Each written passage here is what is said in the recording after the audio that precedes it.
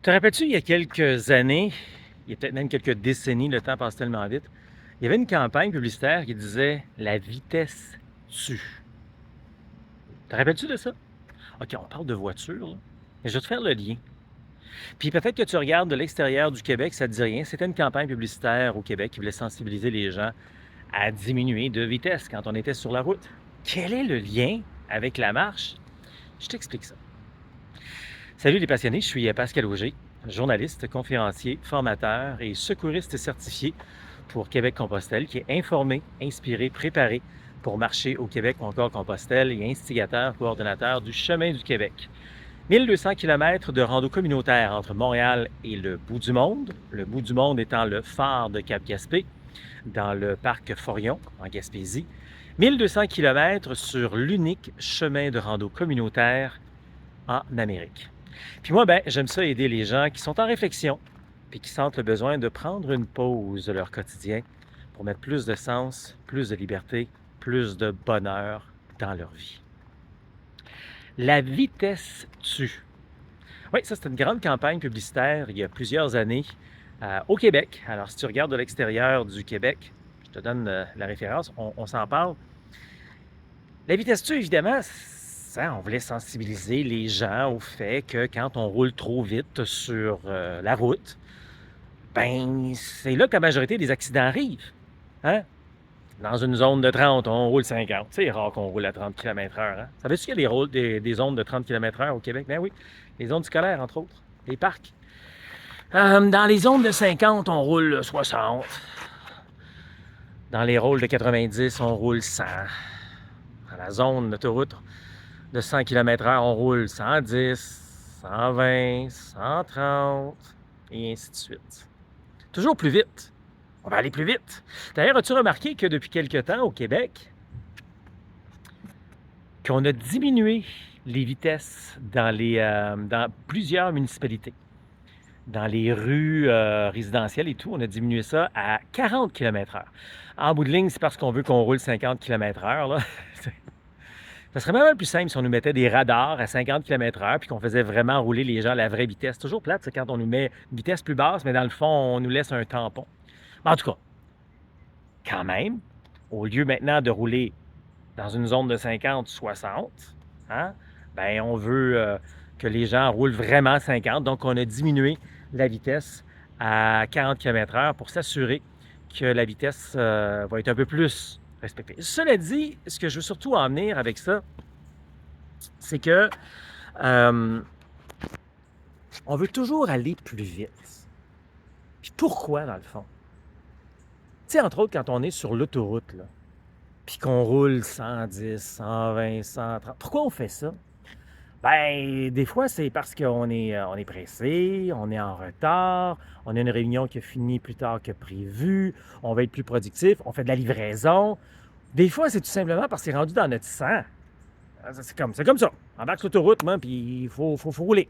Hein? On ne roulerait pas à 60. Le plus drôle, c'est que, tu sais, sur les autoroutes, tu as le droit de rouler à 60 km/h. Hein? La limite officielle, c'est entre 60 et 100 km/h. Encore une fois, tu cherches le lien où c'est que je m'en vais avec ça, avec la marche. Je m'en viens. Je m'en viens. Je m'en viens surtout te parler de ralentissement. Pourquoi est-ce qu'il faut toujours aller plus vite? C'est fou comment, quand on est sur les autoroutes, sur les routes, on veut aller au maximum permis. 50, 90. On veut aller au maximum permis. Puis dans le fond, dans notre société, de plus en plus, on nous dit que d'aller au maximum permis dans notre vie, de rouler, de fonctionner à 100%, c'est peut-être pas la bonne affaire. Depuis de plus en plus maintenant qu'on est sensibilisé à la santé mentale, on dit que de fonctionner à 100%, 100% productif, c'est la pire chose à faire parce qu'on se dirige directement dans un mur, dans un burn-out. Mais qui oserait dire dans son environnement de tous les jours, dans sa vie de tous les jours, dans son travail, surtout pas ton boss, tu sais, quand il y a le temps de négocier ton salaire, là, hey, moi je suis fier de moi, boss, en dernière année, j'ai donné mon 80%. Puis tu sais, dans le fond, c'est peut-être là qui est ton vrai 100%. Parce que tu te mets pas en surménage, parce que le 100% aujourd'hui, c'est de la foutaise. Hein? C'est peut-être même un 120%. On en demande encore plus parce qu'on va avoir un plus gros salaire, parce qu'on va avoir plus de responsabilités, on veut monter dans les échelons et tout. Puis écoute bien, combien de personnes dans ta vie t'as entendu dire ça? Finalement, je l'ai regretté, j'ai monté les échelons, j'ai un plus gros salaire, mais je suis malheureux, je me suis tapé un burn-out, tout le monde m'a quitté et tout. C'est-tu vraiment ça la solution, à tout le temps en faire plus, tout le temps rouler à 100%? Le vrai 100%, c'est peut-être 80%, où tu te donnes une espèce d'espace pour respirer et pour pas être malade. Dans le fond, ton boss, il devrait être content d'entendre ça. Quand tu rentres dans son bureau, tu dis « Hey, je suis fier de moi, là, j'ai donné mon 80%. » Parce qu'il sait que tu t'es quand même ménagé, tu as pris soin de toi, puis dans 3 mois, tu ne seras pas en dessous d'un sofa en petite boule en train de faire une dépression. Tu sais, j'ironie, je mets des images, mais c'est pas drôle dans le fond, là, tu sais, là. On devrait tous être fiers d'en faire légèrement moins.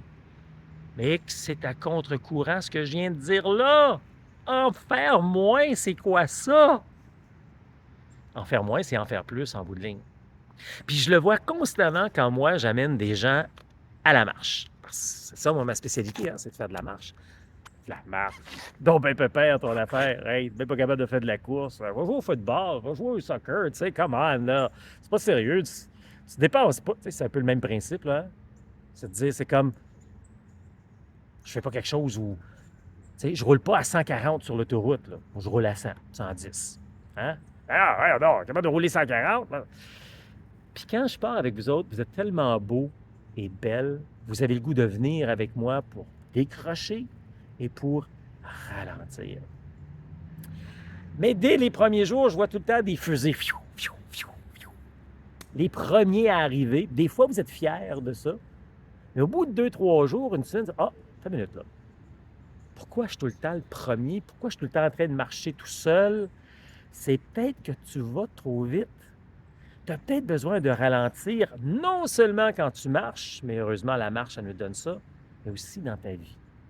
As-tu remarqué des fois que même le matin, avant de partir ou en faisant tes courses, tu es tout le temps sur un pas stressé pour faire quoi au juste? Souvent, pour arriver à la maison. Puis pour faire quoi? Pour t'asseoir sur un sofa et regarder la télé.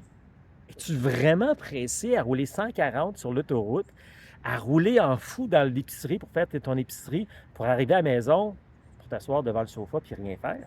Peut-être que si tu avais pris plus de temps de rien faire dans la journée, de flâner, comme j'ai déjà dit, peut-être que tu serais moins pressé à t'asseoir sur le sofa pour rien faire. En tout cas, écoute, c'était juste une réflexion.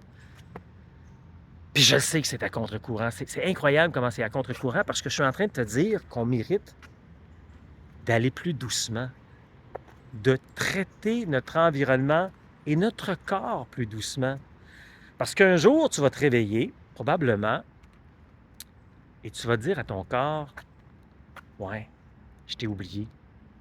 J'aurais dû prendre plus soin de toi. » Et ton corps va te répondre, « Écoute, j'ai attendu toute ma vie pour ça. » Attends pas que ton corps te dise qu'il a attendu toute sa vie pour que tu en prennes soin. Je l'ai déjà dit, hein? Si tu ne prends pas soin de ta santé maintenant, tu vas prendre soin de ta maladie plus tard. Si tu aimes ça, ce dont je te jase, puis moi je fais ça par la marche, je t'invite à l'appel de la liberté. C'est un 30 minutes avec moi. Je vais te parler comment je peux t'aider à réaliser ton rêve de marcher au Québec ou encore Compostelle de manière sécuritaire, humaine, sans blessure.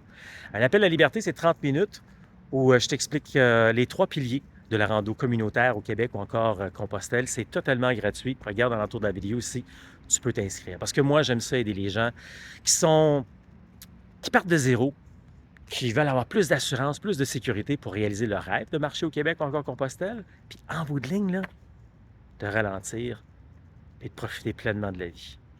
Tu mérites une pause. Alors réalise ton rêve de marcher au Québec ou encore Compostelle. Ça marche.